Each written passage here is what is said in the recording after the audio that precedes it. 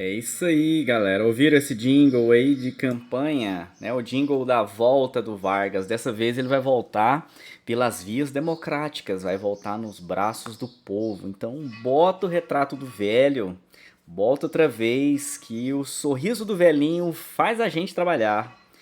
Era a ideia de retomar aquela ideologia do trabalhismo que a gente viu que foi muito bem construída durante aí o período da chamada Era Vargas, que vai de 30 até 1945.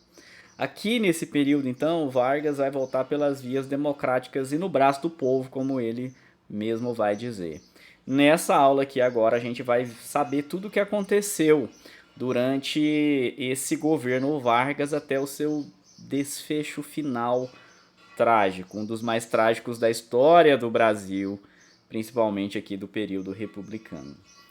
Então bora lá começar a nossa aula, aqui preparei os slidezinhos e vamos lá ver aqui primeiro como que foram essas eleições, né, de 1950. Nós vimos aí na última aula a respeito do governo Dutra que o Vargas ele meio que vai se colocar como salvador devido aí aos problemas enfrentados pelo governo Dutra, né? Um governo cambaleante que ao mesmo tempo era liberal em certos aspectos, mas se mostrava autoritário em determinados momentos aí.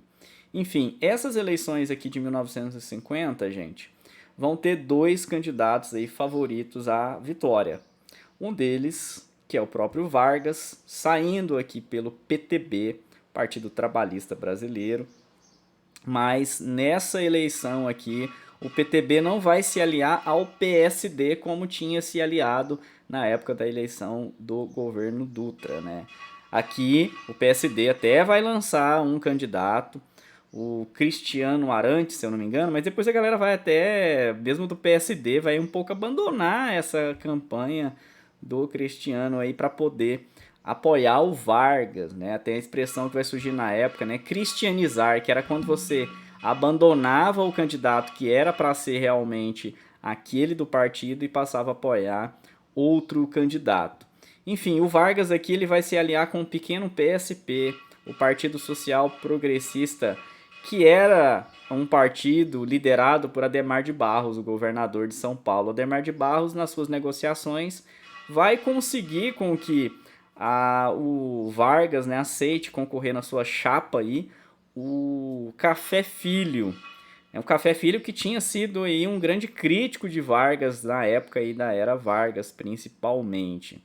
Mas aí por conta desse apoio do Adhemar de Barros, da expressão que tinha o Adhemar de Barros realmente em São Paulo era muito grande.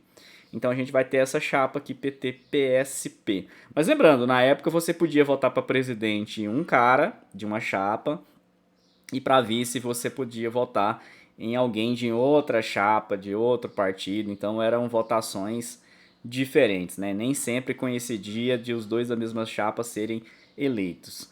A UDN lançava novamente o brigadeiro Eduardo Gomes, aquele mesmo brigadeiro da aeronáutica que tinha perdido, né, as eleições aí para o Dutra. Aqui ele vai tentar novamente se eleger. E vai ser uma campanha muito pesada, né? Muitas acusações, muitas trocas de farpas. Os antigetulistas não aceitavam de forma nenhuma a volta de Vargas ao poder. A UDN, então, somada aqui junto com setores do Exército, das Forças Armadas em geral antigetulistas, bem como a imprensa, davam total aí força e expressividade para o brigadeiro Eduardo Gomes. Então ele realmente tinha um grande apoio aqui nos jornais e também nas armadas e setores mais conservadores da sociedade, sem dúvida. O Vargas ele vai se apoiar muito aí na defesa do que ele já tinha construído anteriormente, né, em valores aí como, por exemplo, o nacionalismo, mas também nessa ideologia, como a gente viu aqui no seu jingle de campanha, do trabalhismo, né, forçando essa imagem realmente próxima aos trabalhadores. E, apesar de ter sido ignorado quase que completamente pelos meios de comunicação na época, ele sairá vitorioso com 48% dos votos válidos. Nessa época você não precisava ter maioria absoluta, viu, gente? primeiro turno já decidia as eleições. Quem tivesse a maior quantidade de votos, independentemente se isso era a maioria absoluta, já levava as eleições. Mas sim, a UDN vai arrumar esse artifício aqui para poder tentar dificultar a posse de Vargas e não aceitar o resultado das urnas das eleições. Veja só, a UDN, né, um partido de direita, talvez até de extrema direita da época, alinhado com os Estados Unidos, vai começar a sua escalada pelo conspiracionismo e pelo golpismo, né? Sempre colocando argumentos aí que não estavam na Constituição. Eles não aceitavam que de Vargas pudesse voltar ao poder. Um ditador participando da democracia, como isso? O que está acontecendo aqui no Brasil? Não podemos aceitar isso de forma nenhuma.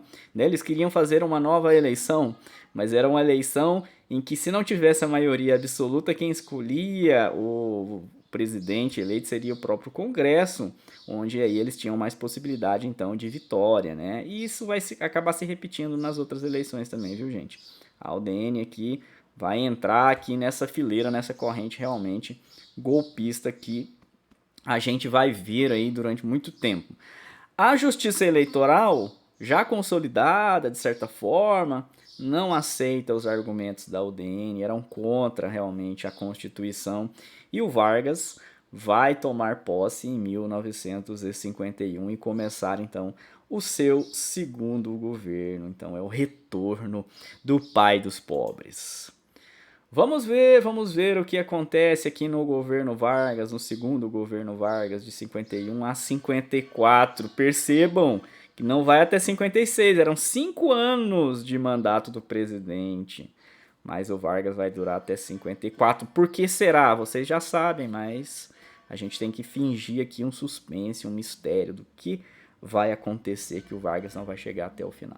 O Vargas pega um país em completa crise econômica, né? Ele vai pegar aquelas contas todas bagunçadas aí, deixadas pelo governo Dutra, que tinha adotado uma agenda de de austeridade inicialmente, depois vai abandonar essa agenda e vai voltar com o Estado interventor, né? Criando lá o Plano Salt, algumas medidas aí.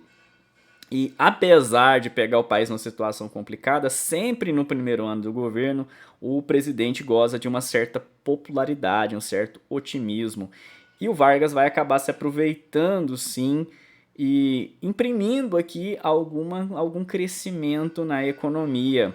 Novamente com políticas ou com medidas que já eram conhecidas dos seus governos anteriores, ou seja, um reforço aqui para o setor estamental, né? Investimento vindo do Estado. Então aí a gente tem uma modernização que a gente chama de conservadora, porque ela não bate de frente com as imensas desigualdades, ela não bate de frente com as classes dominantes, tá? Mas ela promove alguma transformação, sim, alguma modernização. Então a gente tem, por exemplo, nessa época, a criação da Petrobras. A Petrobras é criada pelo governo Vargas aqui, né? Já tinha essa ideia desse projeto da Petrobras desde a sua época lá, quando ele era um ditador mesmo de fato, mas aqui ela vai ser executada. E depois da criação da Petrobras haverá um embate aqui entre as pessoas aí, os economistas, políticos que defendiam que ela deveria ser aberta para o capital estrangeiro, ou seja, parte da exploração de petróleo, da produção de combustíveis, enfim, ou mesmo aí para fazer outros produtos a partir do petróleo, fosse destinado ou fosse deixado aberto, né, para o capital estrangeiro.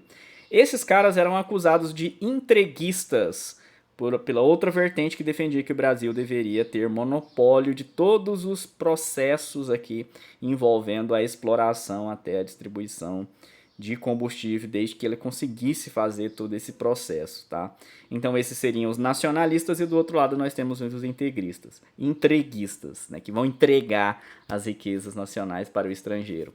Os vitoriosos vão ser os nacionalistas, porque todos os processos aqui da Petrobras serão tomados conta pelo Estado. Então a gente vai ter o monopólio estatal da Petrobras nessa época, tá? Hoje já não é mais assim, hoje a Petrobras é uma empresa de capital misto, tem tanto dinheiro estatal como dinheiro privado.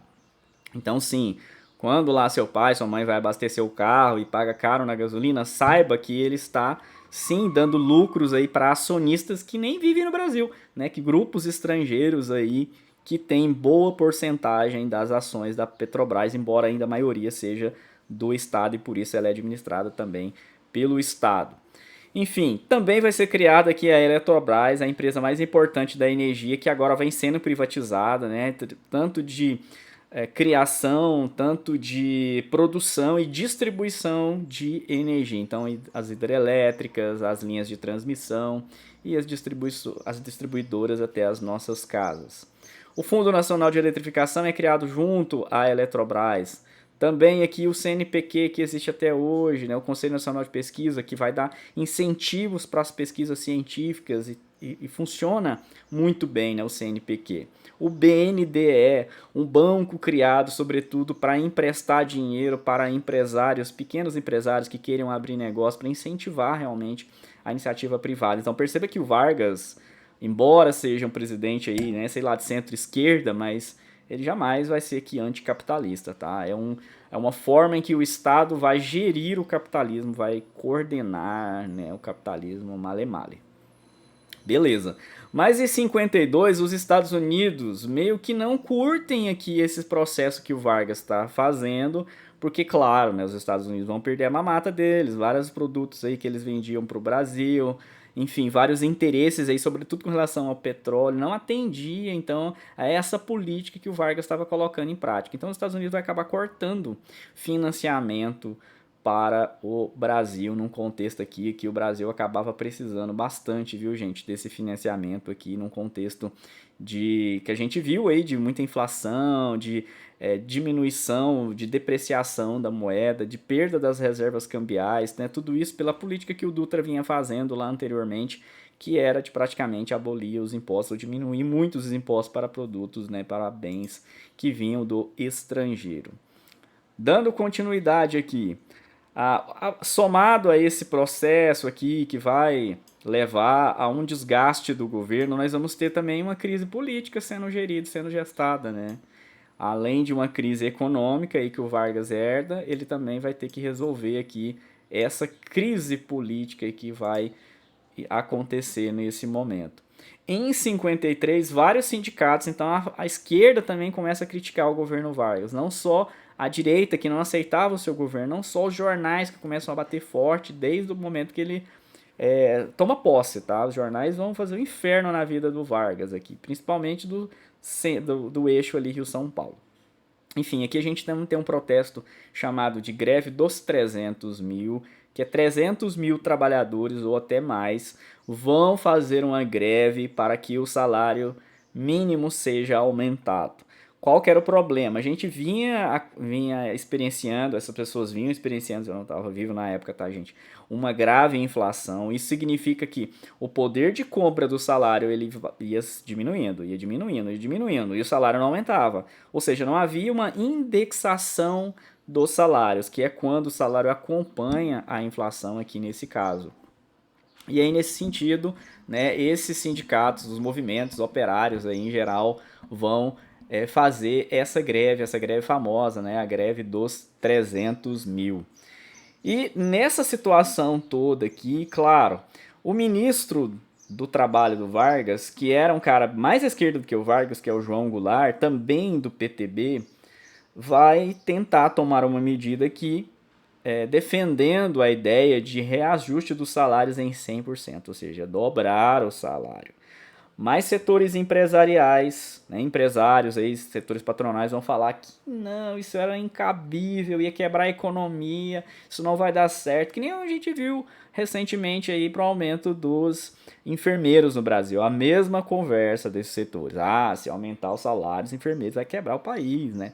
Sempre teve isso, na época quando também a escravidão estava para ser abolida, falaram a mesma coisa. O exército vai se posicionar contra também esse aumento aqui de 100% dos salários, né? O exército vai se posicionar contra, sobretudo porque o soldo, enfim, a recompensa até mesmo de um soldado graduado lá, seria menor do que o de um trabalhador que recebesse um salário mínimo ajustado a 100%. Então o exército vai ligar, bom, ninguém vai querer participar do recrutamento, tipo assim, a gente já está tendo muita dificuldade com recrutamento obrigatório, aí vai ficar ainda mais difícil, ninguém vai aceitar trabalhar nessas condições. Além de que o exército reclamava de uma espécie de desaparelhamento, né, desestruturação dentro das armadas, né? Não, nem sempre isso corresponde à verdade, mas era algo que o exército estava reivindicando aqui na época. Obviamente é o DN, por ser ligado a esses dois setores principais aqui, vão ser contra também o aumento aqui do João Goulart. Então vai ter uma pressão muito grande sobre o Vargas para demitir o João Goulart, para não dar esse aumento, e o Vargas tenta uma conciliação. Ele dá o aumento, ele dá um reajuste aqui, que não é um reajuste aqui de 100%, mas ele demite o João Goulart, né? Ele tira, então corta a cabeça do seu ministro aqui do trabalho. Depois disso, depois mesmo achando, né, que resolveria o problema demitindo o João Goulart, a oposição ao governo se intensifica. Continua então as críticas sobre o governo Vargas, que vinham não só da direita, tá, gente? Representada aqui principalmente pelo Exército, pelo UDN, como também vinham da esquerda. Então o PCB também começava a fazer críticas pesadas ao Vargas, até porque o partido tinha sido declarado na clandestinidade e não tinha voltado mais, né, à legalidade. Então as suas ações aqui elas eram tidas, eram consideradas aqui de fato aí clandestinas, ilegais, proibidas, né, desse ponto de vista aqui, embora tivéssemos numa democracia na sua estrutura liberal, como a gente viu lá no governo Dutra, e a continuidade dela aqui. Mas aí o PCB vai ser proibido, né, de ter as suas atividades. Passando, a crise política ela vai ficando então cada vez maior, cada vez mais pesada, cada vez mais crítica aí ao governo Vargas. Um dos seus principais opositores era um deputado jornalista lá do Distrito Federal, na época no Rio de Janeiro, Carlos Lacerda. Né? Carlos Lacerda fazia discursos pesados e outros deputados também, mas acho que ele era o principal aqui, o principal expoente da UDN. Gente, é o mesmo Carlos Lacerda que lá na época da era Vargas lá estava do lado dos comunistas. É o cara que participou das assembleias lá da Aliança Libertadora Nacional para escolher o Luiz Carlos Prestes como líder da aliança. Né? Veja só como a história do Brasil dá tantas reviravoltas assim.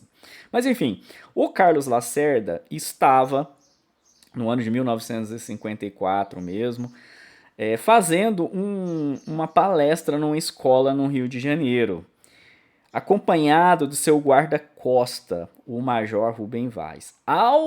Major da Aeronáutica, ao sair dessa palestra, apoiadores do governo, na verdade não sabia quem que era direito ainda, fizeram um atentado contra Carlos Lacerda, né? Deram tiro no Carlos Lacerda.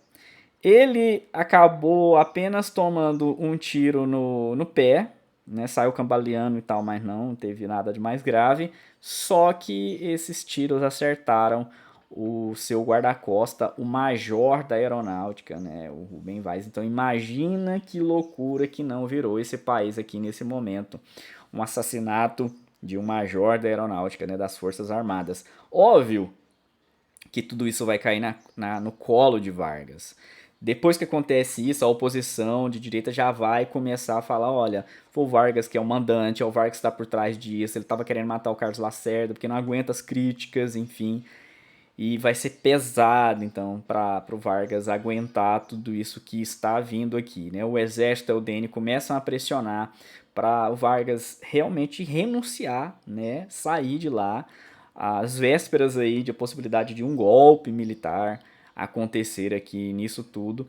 Depois da investigação que vai ser feita pela aeronáutica, uma loucura da época, a aeronáutica vai montar uma força de inquérito investigativo lá no aeroporto do Galeão, nos Estados Unidos, ó, lá no Rio de Janeiro, até que eles vão chamar de República do Galeão, e vão chegar aí à resolução do caso.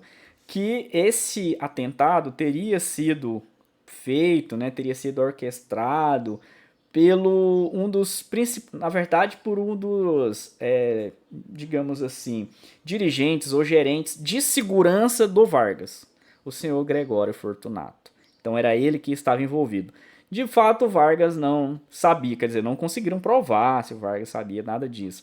Mas aí nessa investigação descobriram casos de corrupção que envolviam esse mesmo Gregório Fortunato e alguns secretários, né, do Vargas. E depois o Vargas vai dar uma declaração que estava num mar de lama, né? Tipo assim, eu não estou sabendo de nada, gente, mas eu estou no mar de lama aqui pelo que vocês estão me dizendo, né? E aí a pressão vai sempre aumentar, né? Agora o Vargas também, além de tudo, é corrupto, né? Ele é de extrema esquerda, ele é populista, ele é um ditador e ele também é corrupto. Então essa pecha, né, da corrupção vai pegar forte aqui no Vargas. Ele acaba resistindo por vários dias, ele aceita no final das contas se retirar da presidência até as investigações serem totalmente concluídas. Só que nesse mesmo momento que ele aceita se retirar temporariamente, provisoriamente, ou seja, ele não aceitou renunciar, ele entra no seu gabinete e dá um tiro no peito, no coração, se matando, né? Ele então se suicida aí em agosto de 1954, deixando uma carta. Gente, depois que isso aconteceu, mesmo aqueles setores que eram críticos ao Vargas, mesmo a população que era crítica ao Vargas, nem mesmo aqueles que olhavam com desconfiança, a população ficou revoltada, né? Saíram às ruas, atacando sedes da UDN, quebrando bancos norte-americanos, né? Destruindo jornais e rádios que eram da oposição, porque tinham percebido que estava rolando uma extrema injustiça aqui na história do Brasil. A carta, né, que o Vargas escreve é uma carta muito apelativa, é uma carta, digamos assim, patética, porque ela mexe com os afetos, né? De certa forma tem algum grau de veracidade, né? Enfim, do que estava rolando aqui, a perseguição em torno do governo dele, os interesses que estavam mais interessados aqui em realmente colocar o país de joelhos, só que tem toda aquela personagem criada em cima do Vargas, né? Ele realmente era um cara muito vaidoso. Então, por exemplo, aqui na parte final, no parágrafo final, ele escreve o seguinte, vou ler para vocês. E aos que pensam que me derrotaram, respondo com a minha vitória. Era escravo do povo e hoje me liberto para a vida eterna. Então tem muitas figuras aqui de linguagem, enfim, que ele também faz um paralelo, metáforas, digamos assim, com uma divindade, né? Ele se coloca como divindade. Mas esse povo de quem fui escravo não mais será escravo de ninguém. Coitado, né? Nossa, se ele soubesse. Meu sacrifício ficará para sempre em sua alma, e meu sangue será o preço do seu resgate, né? É como se fosse um Jesus Cristo aqui, dando a vida para o povo. Lutei contra a expoliação do Brasil, lutei contra a expoliação do povo. Tenho lutado de peito aberto. O ódio, as infâmias, a calúnia não abateram meu ânimo. Eu vos dei a minha vida. Olha aqui. Agora vos ofereço a minha morte. Olha, se isso aqui não é uma cristianização da morte, né? Nada receio, serenamente dou o primeiro passo no caminho da eternidade e saio da vida para entrar na história. Essa frase ficou muito famosa, né? Saio da vida para entrar na história. Então, assim termina a trajetória desse grande estadista, desse político controverso, mais um dos personagens principais na história da República do Brasil. O governo posteriormente vai ser assumido por seu vice Café Filho, e por pouco não terá um golpe de Estado organizado pelos militares para não aceitar que o sucessor vencedor das eleições de 1955, que era o JK, e o vice o João Goulart, antes ministro do Trabalho, não pegassem, né, não tomassem posse, né? O JK ele não era exatamente assim a mesma linha do Vargas, mas desses aqui que estavam na época competindo era o que estava mais próximo, né? O JK foi, eu acho que, o único governador, ele é governador de Minas na época, que chegou aí ao velório do Vargas, né? Essa comoção nacional que foi o velório dele. Então tentaram um golpe de Estado aqui, e aí houve um contragolpe por um general do Exército, o Henrique Teixeira Lott, né? Pela primeira vez, um general aí que vai lutar contra um golpe de Estado defendendo a Constituição, e assim o JK e o João Goulart puderam tomar posse. Mas depois a gente pode fazer uma aula, né, futuramente mais detalhada aí sobre esse curto período do Café Filho, essa bagunça que foi esse 1 ano, 2 anos aqui até o JK assumir. E aulas sobre o governo JK, e a gente tem 2 aí no canal. Valeu, gente, então era isso que eu tinha para conversar com vocês hoje. Valeu então e até a próxima.